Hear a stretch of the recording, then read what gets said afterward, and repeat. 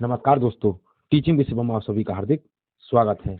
लहरों को साहिल की दरकार नहीं होती, लहरों को साहिल की दरकार नहीं होती, हौसला बुलंद हो तो कोई दीवार नहीं होती। जलते हुए चिराग ने आंधियों से ये कहा, उजाला देने वालों की कभी हार नहीं होती। आइए देखते हैं, ये है पद्यांश। तो पद्यांश की बात करें तो पद्यांश पर आधारित प्रश्न है। तो पहले पद्यांश को देखें। पद्यांश को देखने के बाद देखते हैं क्या है कि चमकीली है सुबह आज की आसमान में, निश्चय कल की सुबह और चमकीली होगी। बेचैनी की बाहों में कल फूल खिलेंगे, घुटन गमकती सांसों की आवाज सुनेगी। तो पहला क्वेश्चन देखें। पहला क्वेश्चन है, काव्यांश में चमकीली सुबह का आशय क्या है? ऑप्शन ए, अंधकार समाप्ति के बाद आशा भरी सुबह। ऑप्शन बी, सूर्य की किरणों से चमकती सुबह। ऑप्शन सी, सफेद कोहरे से चमकती सुबह। ऑप्शन डी, प्रातःकाल का समय। तो अगर हम बात करें, ये कह रहा है कि चमकीली है सुबह आज की आसमान में, निश्चय ही कल की सुबह और चमकीली होगी, यानी कि कल को सुबह चमकीली होगी। तो देखें कौन सा क्वेश्चन होगा। तो ऑप्शन ए इस प्रश्न का करेक्ट आंसर है, अंधकार समाप्ति के बाद आशा भरी सुबह। आशा भरी सुबह, ऑप्शन ए इस प्रश्न का करेक्ट आंसर है। नेक्स्ट अगला क्वेश्चन, पिता ने समझाया कि सदा सत्य बोलना चाहिए, ये वाक्य उदाहरण है। ऑप्शन ए, सरल वाक्य। ऑप्शन बी, इच्छा वाक्य। ऑप्शन सी, मिश्र वाक्य। ऑप्शन डी, आज्ञावाचक वाक्य। अगर हम सरल वाक्य की बात करें तो ये साधारण होता, लेकिन ये जुड़ा हुआ है किससे? की से। अगर ये की से जुड़ा हुआ वाक्य है तो हम की बात करें, जैसे अगर ये होता संयुक्त वाक्य, तो संयुक्त वाक्य किससे जुड़ता? तो संयुक्त वाक्य का फार्मूला है फैन वॉइस। Fan voice. अगर फैन वॉइस होता तो होता संयुक्त वाक्य, एफ से लिए, एंड से और, एन से नो, बी से बट, ओ से और वाई से एट और सो से इसलिए। अगर ये शब्द होते तो होता संयुक्त वाक्य। तो इस वाक्य के अंदर मिश्र वाक्य है कि पिता ने समझाया कि सदा सत्य बोलना चाहिए। ऑप्शन सी इस प्रश्न का करेक्ट आंसर है, मिश्र वाक्य है। नेक्स्ट अगला क्वेश्चन। अगला क्वेश्चन है कि रसों को उदित और उद्दीपन करने वाली सामग्री क्या कहलाती है? तो रसों को उदित और उद्दीपित करने वाली सामग्री क्या कहलाती है? ऑप्शन ए, विभाव। ऑप्शन बी, अनुभाव। ऑप्शन सी, स्थायी भाव। ऑप्शन डी, संचारी भाव। तो रसों को उदित और उद्दीपित करने वाली सामग्री विभाव कहलाती है, और विभाव के 3 भेद होते हैं। कौन कौन? आलंबन, आलंबन, आलंबन, और एक होता है उद्दीपन। कौन सा होता है? उद्दीपन। और अगला होता है उद्दीपन के बाद आश्रय। कौन सा होता है? आश्रय। तो आश्रय, आलंबन और उद्दीपन ये विभाव के क्या है? भाग हैं। तो ऑप्शन ए इस प्रश्न का करेक्ट आंसर है। नेक्स्ट अगला क्वेश्चन, कि निम्नलिखित पंक्तियों में कौन सा अलंकार है? बाल दी विशाल विकराल, और ज्वाल जाल मानो, और लंक लीलियो को काल रस ना पसारी। ऑप्शन ए, उपमा और रूपक। ऑप्शन बी, यचक और श्लेष। ऑप्शन सी, उत्प्रेक्षा और अनुप्रास। ऑप्शन डी, अनुप्रास और यमक।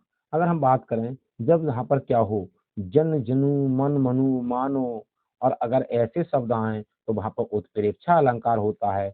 और वैसे भी इसमें बा और बा बा वा, जहाँ वर्णों की आवृत्ति बार बार हो, जब एक ही वर्ण की आवृत्ति बार बार हो तो वहां पर अनुप्रास अलंकार होता है। तो ऑप्शन सी इस प्रश्न का करेक्ट आंसर है, क्योंकि मानो ये इसमें है तो उत्प्रेक्षा अलंकार है, और वर्णों की आवृत्ति बार बार है तो अनुप्रास अलंकार है। ऑप्शन सी इस प्रश्न का करेक्ट आंसर है।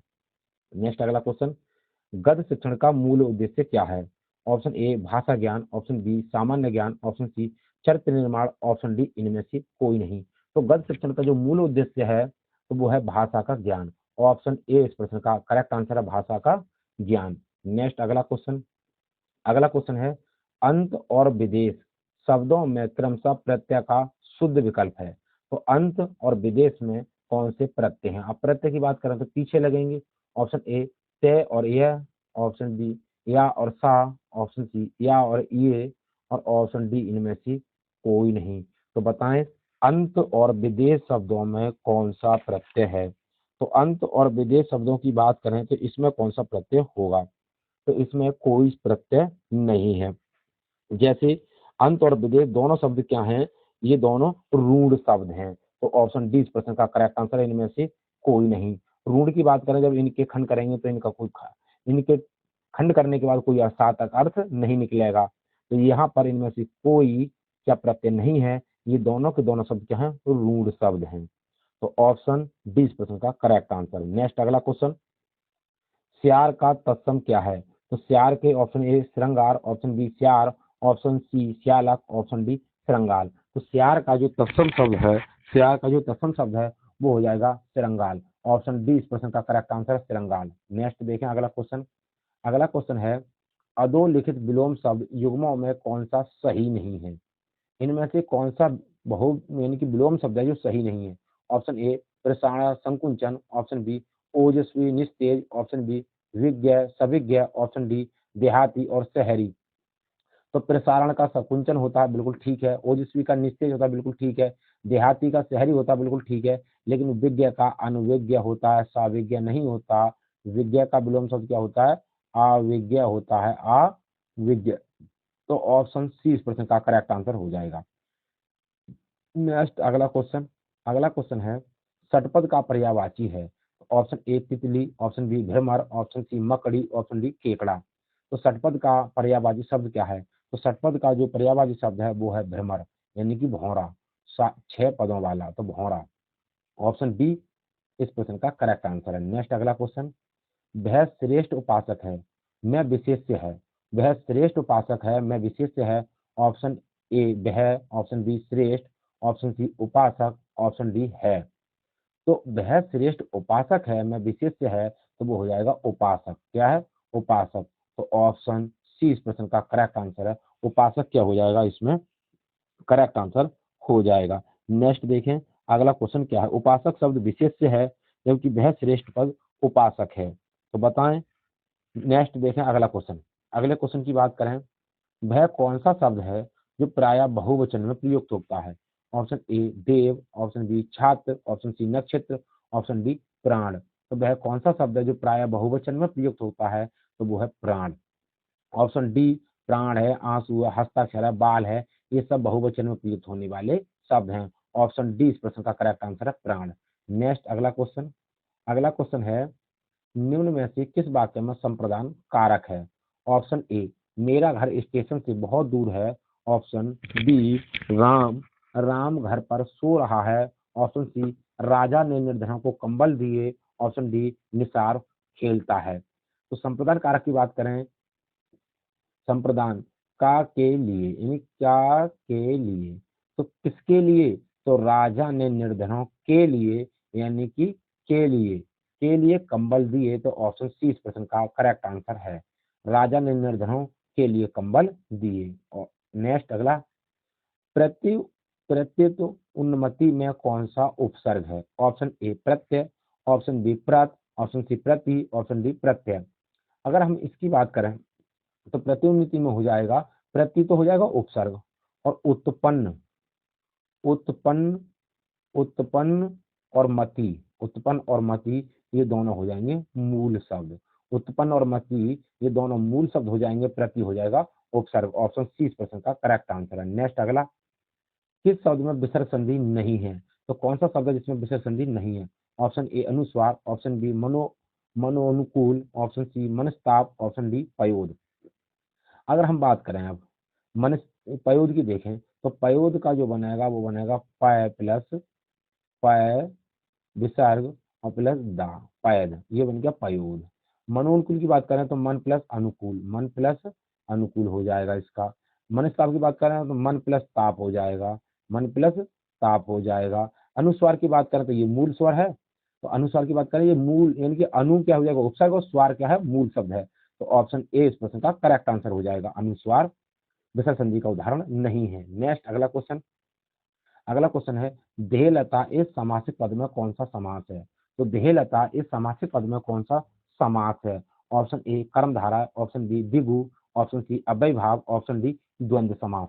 तो देहलता कैसी लता, तो जहां पर विशेषण विशेष्य की बात हो तो वहां पर हो जाएगा कर्मधारा समास। ऑप्शन ए इस प्रश्न का करेक्ट आंसर है, कर्मधारा समास। नेक्स्ट अगला क्वेश्चन।